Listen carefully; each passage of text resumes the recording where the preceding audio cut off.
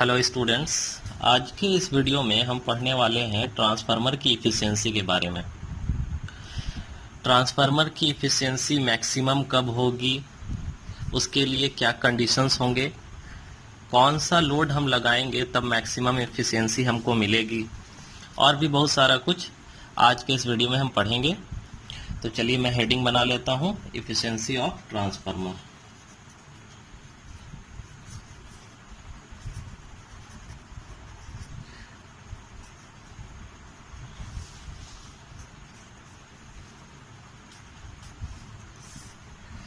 अब किसी भी इलेक्ट्रिकल मशीन की तरह ट्रांसफार्मर की इफ़िशियंसी को भी हम आउटपुट और इनपुट पावर के रेशियो से डिफाइन कर सकते हैं। जैसे हम किसी भी इंस्ट्रूमेंट के लिए, किसी भी डिवाइस के लिए लिखते हैं efficiency is equal to output power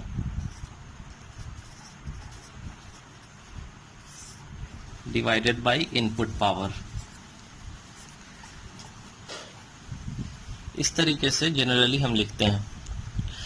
तो आपको ये फॉर्मूला देख के लग रहा होगा कि हम ट्रांसफार्मर के सेकेंडरी साइड का आउटपुट मेजर कर लेंगे, आउटपुट पावर, और फिर ट्रांसफार्मर के प्राइमरी साइड का इनपुट पावर मेजर कर लेंगे, और फिर दोनों को निकाल करके दोनों का रेशियो निकाल देंगे तो हमको इफ़िशियंसी मिल जाएगी।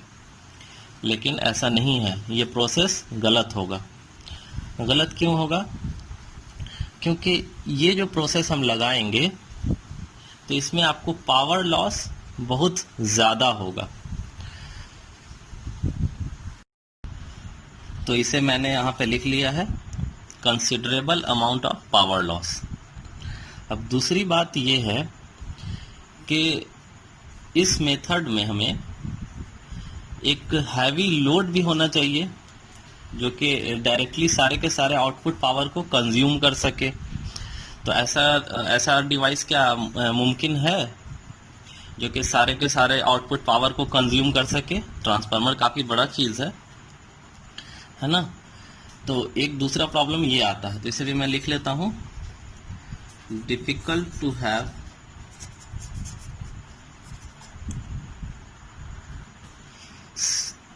a device that is capable to consume all the output power।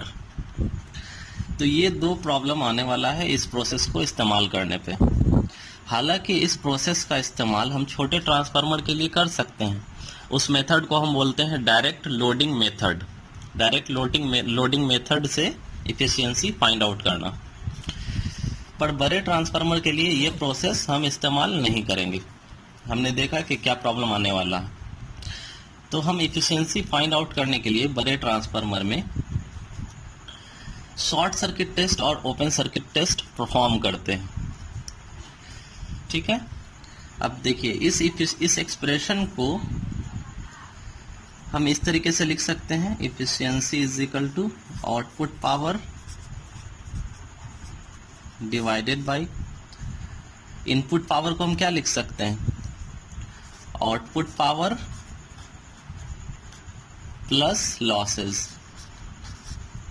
जितना हमने इनपुट दिया उसका 90% हिस्सा हमें लॉस आउटपुट के तौर पे मिल गया, बाकी 10% या 5% जो भी है वो आपका लॉस में चला गया। तो इनपुट पावर को हम इस तरीके से भी लिख सकते हैं। तो यहाँ पे मैं लिख लेता हूँ आउटपुट पावर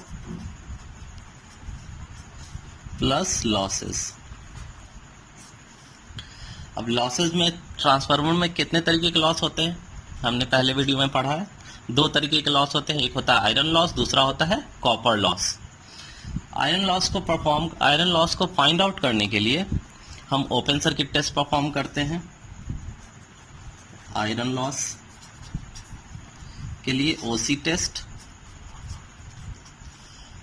और दूसरा जो है कॉपर लॉस के लिए हम शॉर्ट सर्किट टेस्ट परफॉर्म करते हैं। तो इन दोनों से हमको लॉस मिल जाएगा। तो ट्रांसफार्मर की इफिशियंसी के लिए जो बेसिक नॉलेज होना चाहिए वो हमने रिवाइज कर लिया है। अब हम बारी बारी से डिफरेंट कंडीशन के लिए ट्रांसफार्मर की इफिशियंसी के बारे में पढ़ेंगे। तो सबसे पहले मैं बात करता हूँ फुल लोड के लिए। फुल लोड के लिए एफिशिएंसी का क्या एक्सप्रेशन होगा वो हम देखते हैं। तो अभी अभी हमने एफिशिएंसी के लिए एक्सप्रेशन लिखा, output power bye output power plus losses. अब आउटपुट पावर को हम कैसे लिखते हैं, V2I2 cos phi 2 divided by output power फिर से है तो V2I2 cos phi 2 plus losses. Losses हमने देखा कि दो लॉसेस होते हैं, एक होता है आयरन लॉस, दूसरा होता है कॉपर लॉस। इसी को हम इस तरीके से भी लिख सकते हैं, V2I2 cos phi 2 V2I2 cos phi 2 plus iron loss. Copper loss के लिए हम क्या जानते हैं, कॉपर लॉस को हम इस तरीके से लिखते हैं, I2 square R2E। Secondary current, secondary equivalent resistance of secondary side. तो ये हो गया आपका एक्सप्रेशन फुल लोड के लिए। जहां भी आपको फुल लोड के लिए एफिशिएंसी निकालना होगा वहां पे ये फॉर्मूला हम लगा देंगे। ये है आपका V2 रेटेड वोल्टेज, ये है आपका सेकेंडरी करंट, ये है सेकेंडरी पावर फैक्टर, फिर से वही ये है आपका आयरन लॉस, और यहाँ पे PCU की वैल्यू मैं रख देता हूँ जो कि है I2 का स्क्वायर R2E। सेकेंडरी करंट और R2E की वैल्यू हम क्या जानते हैं, R1 dash primary resistance refer to secondary plus secondary resistance. अब हम बात करेंगे फ्रैक्शनल लोड के लिए। फुल लोड के लिए हमने देख लिया एफिशिएंसी, अब हम बात करेंगे फ्रैक्शनल लोड। जरूरी नहीं है कि हमेशा आपके सेकेंडरी साइड में फुल लोड ही कनेक्टेड हो, लोड कुछ भी हो सकता है, 50%, 60%, 70%। तो उस केस में एफिशिएंसी का क्या फॉर्मूला निकलेगा वो हम देखते हैं। फ्रैक्शनल लोड को हम कैसे लिख सकते हैं, फ्रैक्शनल लोड का मतलब क्या कि फुल लोड के रिस्पेक्ट में समथिंग। तो फ्रैक्शनल लोड को हम लिख सकते हैं इस तरीके से, actual load with respect to full load. ये होगा आपका फ्रैक्शनल लोड, और इसके कोरस्पॉन्डिंग जो करंट फ्लो करेगा एक्चुअल लोड उसे हम मान लेते हैं I2, और फुल लोड के लिए फुल लोड करंट फ्लो करेगा तो इसे हम लिख लेते हैं I2FL। ये हो गया आपका फ्रैक्शनल लोड के लिए। जो आपका लोड लगा हुआ है एक्चुअली वो सेकेंडरी करंट फ्लो कर रहा है, और जब हम फुल लोड लगाएंगे तो फुल लोड करंट फ्लो करेगा। इन दोनों के रेशियो को हम मान लेते हैं X। I2 बाई I2FL को हम मान लेते हैं X। ये होगा आपका क्या, फ्रैक्शनल करंट, यही फ्लो करेगा जब आपका लोड फुल लोड नहीं होगा, फ्रैक्शनल लोड होगा। उस केस में लोड करंट जो फ्लो करेगा वो फ्रैक्शनल लोड करंट होगा।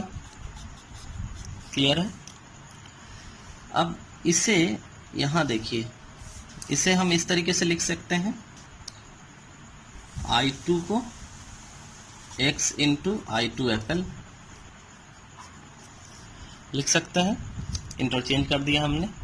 अब हमारे पास जो हमने पिछले एक्सप्रेशन में एफिशिएंसी का फॉर्मूला जो हमने देखा था, ये इसमें हम I2 की वैल्यू पुट कर देंगे। तो यहां से मैं लिखता हूं,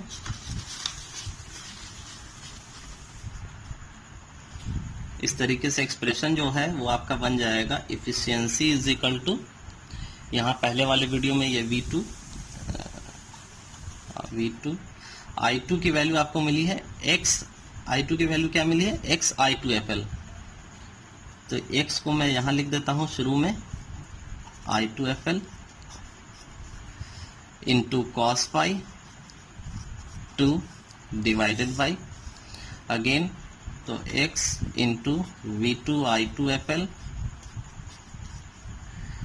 cos phi 2 plus iron loss plus यहाँ पे I2 है तो I2 है तो I2 की वैल्यू हमने क्या देखा, x का स्क्वायर इंटू I2FL का स्क्वायर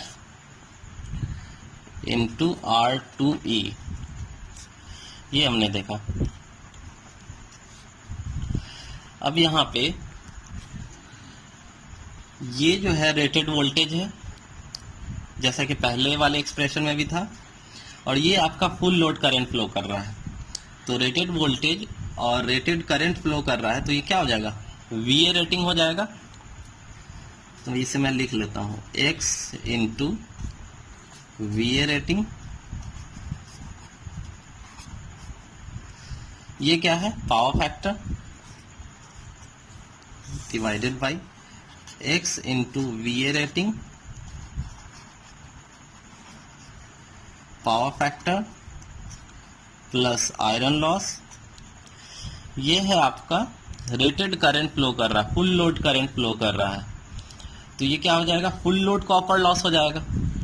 तो इसे मैं लिख लेता हूं x square PCU copper loss full load copper loss. तो ये आपका एक्सप्रेशन हो गया फ्रैक्शनल लोड के लिए।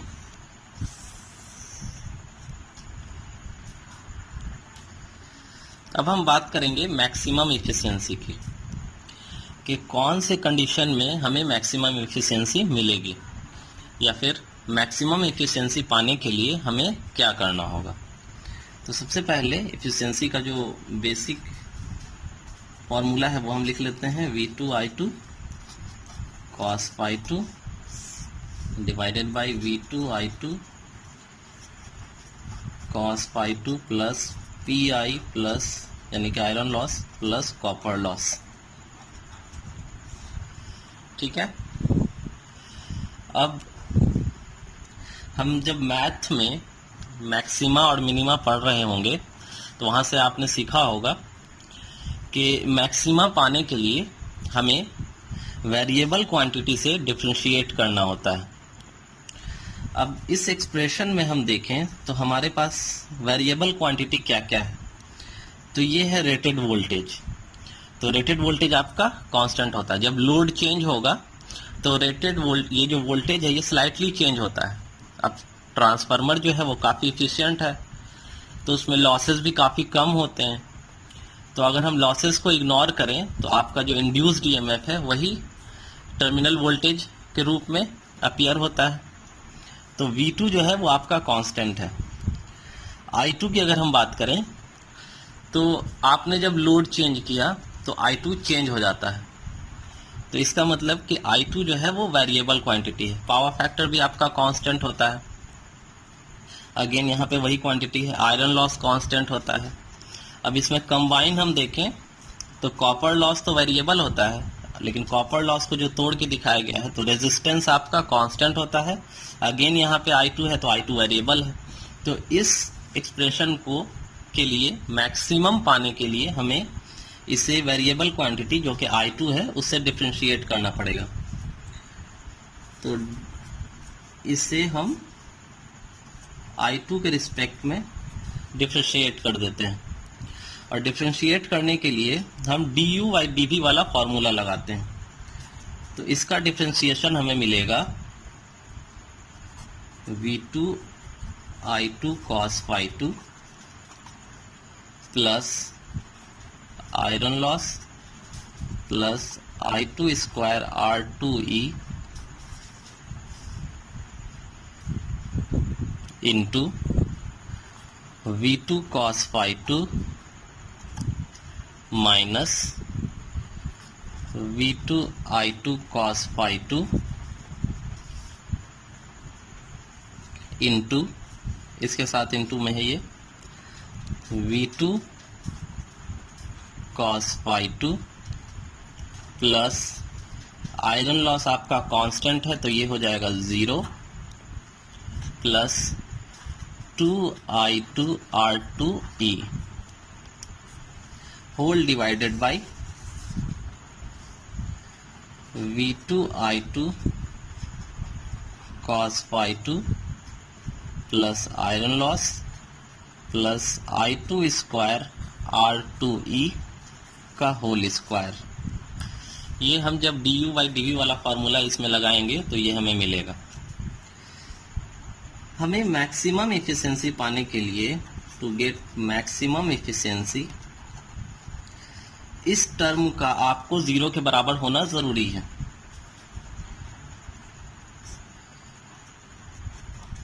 Is equal to 0। अब जब ये 0 के बराबर हो जाएगा तो ये टर्म यहां से इसके पास जाएगा तो 0 से मल्टीप्लाई होगा तो ये टर्म भी आपका 0 हो जाएगा। बचेगा क्या, ये होल इज इक्वल टू 0। तो इसे मैं लिख लेता हूं, तो हो जाएगा therefore V2I2 cos phi 2 plus PI plus I2 square R2E into V2 cos phi 2 minus V2I2 cos phi 2 into V2 cos phi 2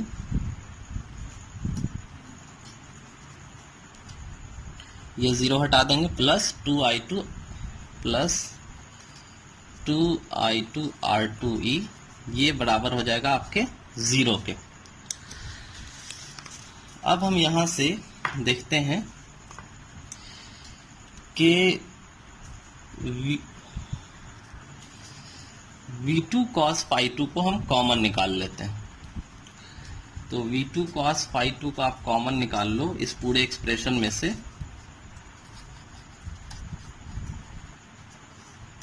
यहाँ पे V2I2 cos phi 2 already common है इसके साथ, तो ये एज इट इज लिखा जाएगा V2I2 cos phi 2 plus PI plus I2 square R2E minus, ये इसका काम खत्म हो गया यहाँ तक। अब इसमें बात करें V2I2 cos phi 2, इसमें से हमें कॉमन निकालना है, सॉरी V2 cos phi 2, तो ये V2 और cos phi 2 ऑलरेडी कॉमन है इसके साथ, तो यहां से हम V2 cos phi 2 को कॉमन निकाल लिया है, तो बचा क्या I2, तो इन सब के साथ मल्टीप्लाई होगा, तो इसे कैसे लिख सकते हैं, V2 I2 cos phi 2 plus 2I2 का स्क्वायर R2E, ये बराबर हो जाएगा आपका 0 के। यहाँ ब्रैकेट क्लोज। अब यहां से ये प्लस V2I2 cos phi और ये minus V2I2 cos phi 2 cancel कर दिया।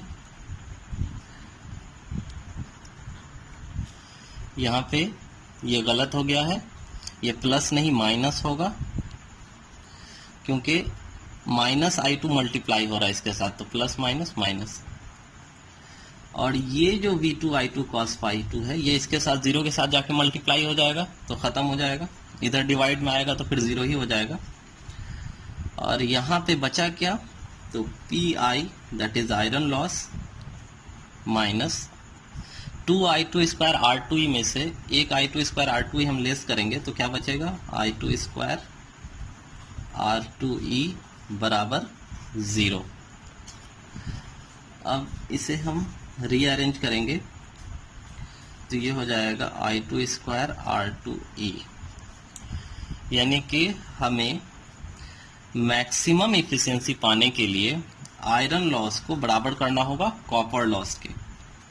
ये है आपका आयरन लॉस जो कि बराबर होना चाहिए आपको कॉपर लॉस के, तभी आपको मैक्सिमम एफिशिएंसी मिलने वाली है।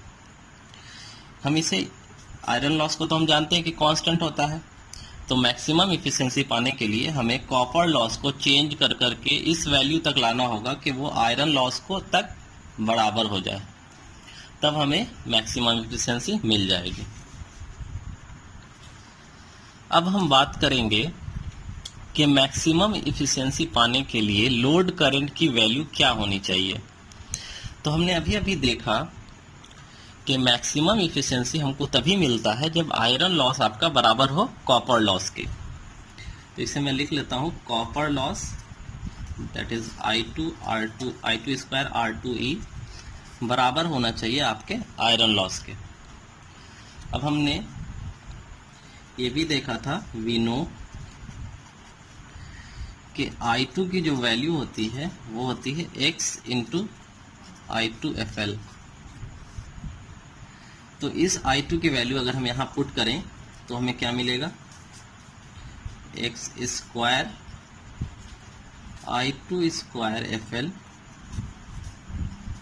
इंटू R2E जो कि बराबर होगा आपका आयरन लॉस के। अब यहाँ से हम देखें ये टर्म, तो ये क्या है, फुल लोड कॉपर लॉस है।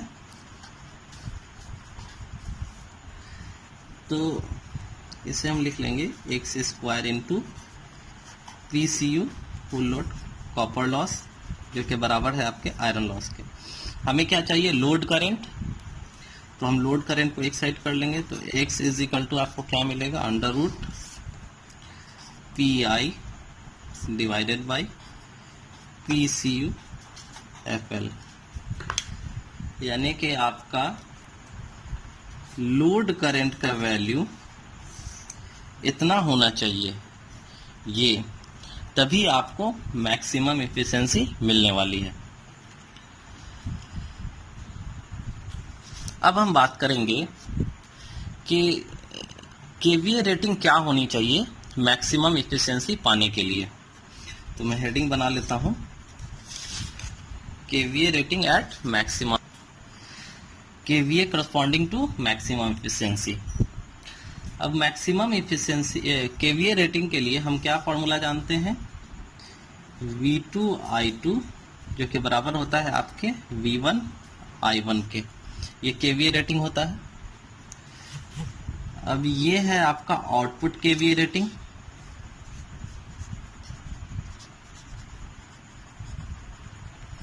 और ये है आपका input KVA rating.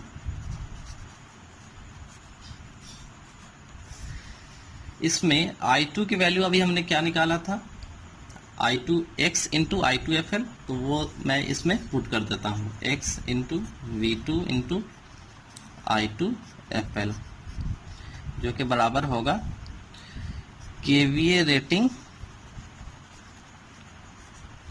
At maximum efficiency. हम केवीए रेटिंग यहाँ पहले था, हम मैक्सिमम एफिशिएंसी फाइंड आउट कर रहे हैं। तो यहाँ से मैं इसे रीअरेंज करके लिखता हूँ, KVA rating at maximum efficiency, ये बराबर हो जाएगा, ये है आपका X, और ये जो टर्म है ये आपका क्या हो जाएगा, रेटेड वोल्टेज है और फुल लोड करंट है, तो ये क्या हो जाएगा, केवीए रेटिंग।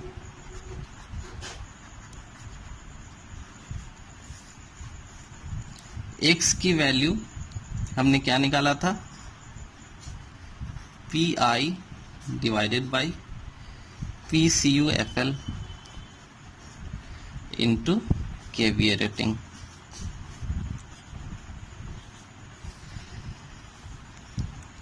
तो ये है आपका expression KVA rating at maximum efficiency के लिए, एट मैक्सिमम एफिशिएंसी।